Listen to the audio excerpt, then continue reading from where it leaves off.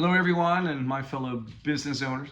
This is Daryl Guberman, the CEO of Guberman PMC LLC, a quality consulting firm here in Connecticut. I have been in business now 12 years. I have been involved with quality and manufacturing for over 40 plus. That is aerospace, medical implants, medical materials, printing and plastic distribution, where we dealt with all the industries. My education, I have a BS degree in management.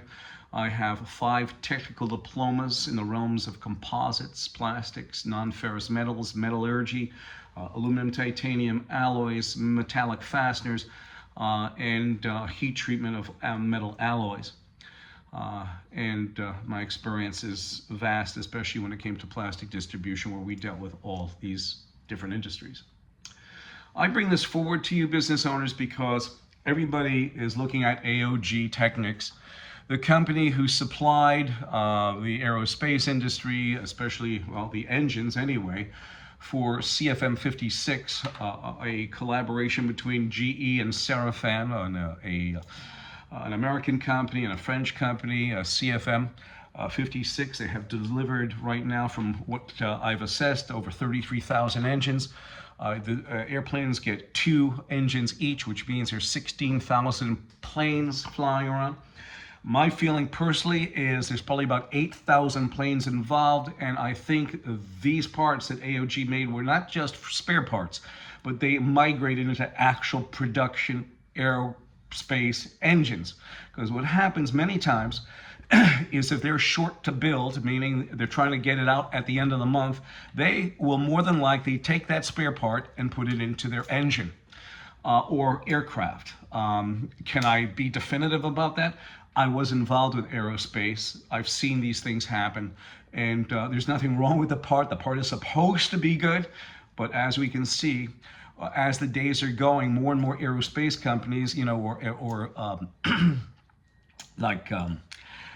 aerospace companies like Safran, GE. You also have the factor American Airlines, Spirit Airlines are coming out saying this aircraft's affected, that aircraft's. First you hear there were 60 parts, now there's thousands of parts that are affected. This video today is about AOG Technics apparently followed Boeing's lead when it came to quality falsifying documentation. We have that. I don't put this out, liability. You know, in our world, I've discovered that even if you have the definitive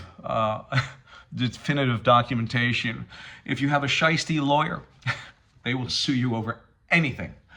And I really don't care. I've learned a lot between 2019 and 22 when ANSI-ANAB sent a henchman after me and I won. Do you know why? Because of integrity, honesty, and the truth. And the people that are supporting ANSI-ANAB are liars, thieves, and if you think about the planes that go down, possibly blood on their hands. So let me continue.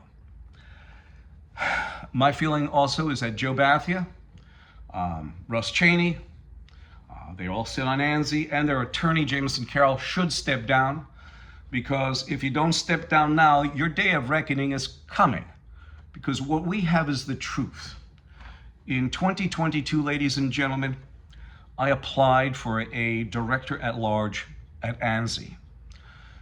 Well, in 2019, I exposed an impropriety when it came to laboratory certification.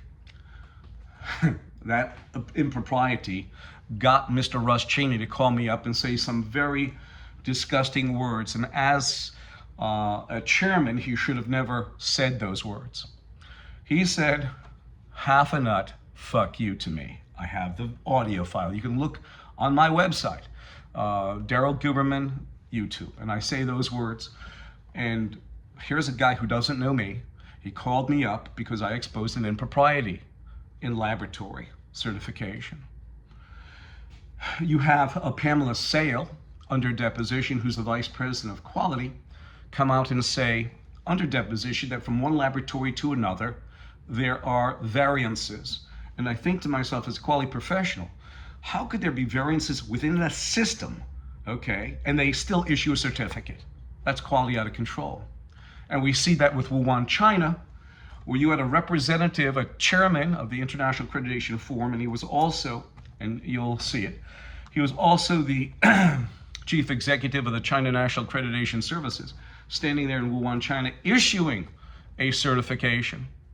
And that certification by the China National Accreditation Services is equivalent in accreditation to ANSI-ANAB, and they are underwriters, which means they take full legal responsibility for the escape of that virus. They take full responsibility for the failures within the systems and the product, because they used to say we only certify the system, not the product.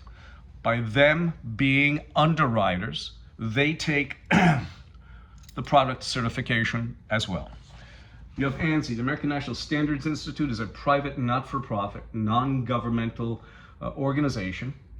It has federal agencies and corporations on board. In 2015, Mr. Randy Doherty, who was there from 2009 to 2015, is a 6-year tour of duty. He was the Vice President of ANAB, Chairman of the IAF, and also the principal on the IAF tax report. He had complete control over it. The IAF is incorporated in Delaware, the International Accreditation Forum. And you have Zhao Jinwu, who's been involved with our quality since 1994. And he was also the chief executive of the China National Accreditation Services, who certified the laboratory in Wuhan, China. ANSI-ANAB, ANSI took over complete control over ANAB in 2018. At the time that Zhao Jinwu, who was mandated by his country of origin, Communist China, to take data through the China National Intelligence Law, they also sat on IAF incorporated in Delaware as members. And they are underwriters for the IAF, so I can never understand how the accreditation body, being watched over by IAF, they are watching over IAF and taking all legal responsibility for the IAF. Can you imagine that? Now we're going to go to Boeing. Boeing sits on ANSI's board. Okay, Boeing. Boeing not only sits on ANSI's board, but they sit on the accreditation body, ANAB's board, the management board, which means if you're a part of management, you can have deciding factors and make suggestions for improvement. They also sit on ANAB's board that can grant, suspend, and withdraw certification, yet they didn't do it anytime soon, and you will see why. In 2002, Boeing came out with a procurement document to their suppliers, and it stated that if you are, it didn't really state, but it does state it, because you have to be AS 9100 for them to love you like this. Our preference is to deal with proven suppliers with excellent quality performance and not have to do on-site quality systems audit. That's what they said. So that basically meant that they are AS 9100 certified, which is for aerospace. That's the ISO standard. That means they gave carte blanche and let their suppliers go wild from 2002 to present. And we have seen failures, quality issues in the 757, 777, 787, and of course the 737 MAX. And my feeling is, as a quality professional, when you start not going to your suppliers and taking a piece of paper as a viable form of quality, then you're going to have a shitty product, as we've seen.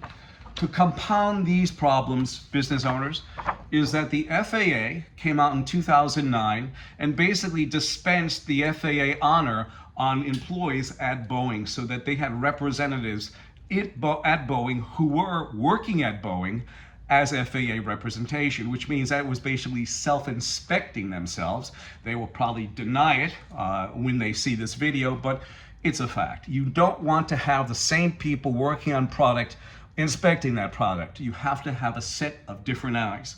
But I, being in aerospace, understand that corporate America, the CEO, doesn't care only about his pocketbook. He cares about cost-cutting initiatives. And as you see with this 2002 document, by cutting back the factor of sending inspectors from Boeing out to their suppliers, the guy or gal probably got a bonus for cost-cutting initiatives. You have the FAA that basically said, go ahead, we're done, you can do it. You have representation from the FAA, but they're employees of Boeing.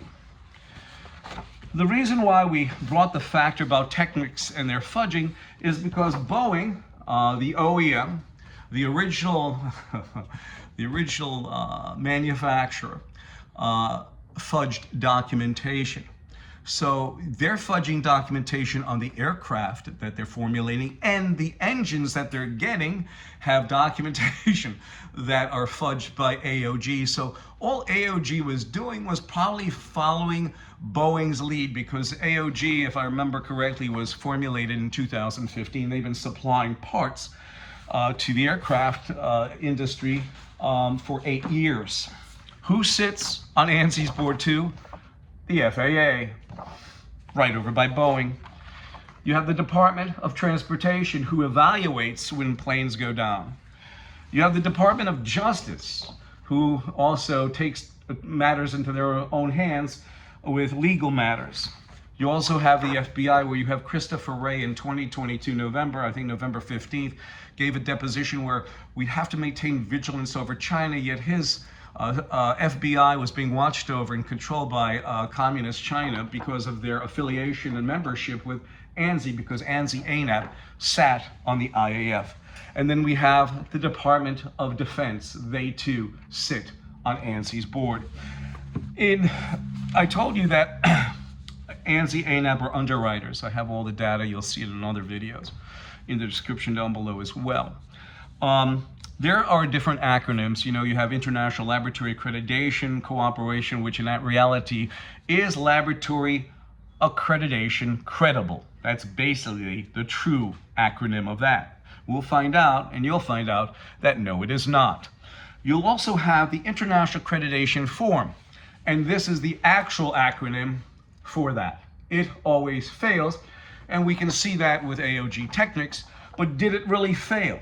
Did it really fail when, I've showed you this, that Boeing themselves fudged documentation, critical documentation, in the manufacture of their jets? My telephone number is 203-556-1493, or Daryl, Daryl, TQRS @yahoo.com. I look forward to hearing from you. Please send me all information. You want to do, comment at the bottom, please do. And this does not go to the employees of Boeing, not even Airbus as well. But it does go out to its management indeed, because they're the ones who set the tone of the company. And if Boeing's fudging documentation, what type of tone is that? AOG was only following Boeing's lead.